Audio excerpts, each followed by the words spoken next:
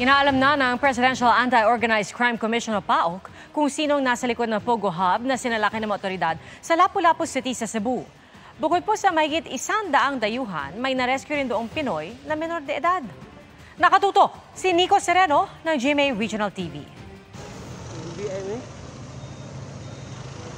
Sinugod ng mga tauhan ng Presidential Anti-Organized Crime Commission, NBI, DSWD, Interagency Council Against Trafficking at Bureau of Immigration ang gated compound na ito sa Barangay Agus, Lapu-Lapu City, Cebu. Meron itong aabot sa 10 gusali, swimming pool, restaurant at iba pang pasilidad. Pero bistado ang mga computer at gadget na ayon sa mga otoridad ay ginagamit sa scam.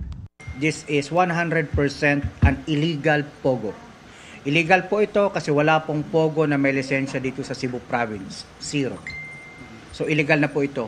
Lahat ng mga nakita namin dito ay enough evidence to be able to file a cybercrime offense dito for facilitating cybercrime-related gambling, cybercrime-related qualified trafficking. Inaalam ng mga otoridad ang laman ng mga nasamsam na computer sa Pogo Hub.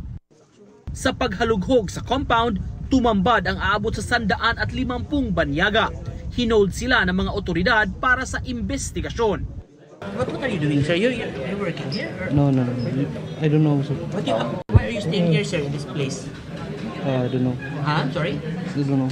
We also discovered that the Chinese nationals here were also engaged in activities that appeared to be related to scam activities.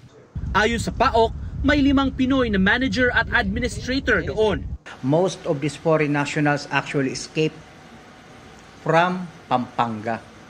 So after our raid in Pampanga, yung mga managers nila, yung mga owners nila, they were brought here.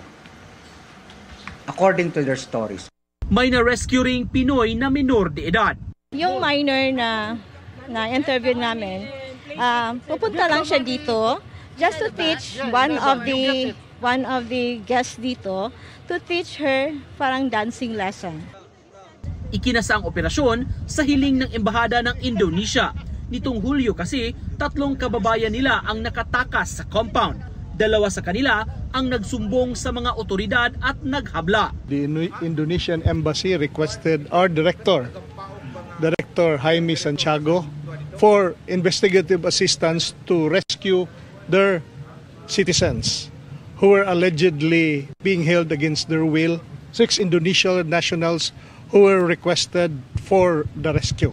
We discovered more foreign nationals, particularly Indonesians and those from Myanmar, as well as Chinese nationals.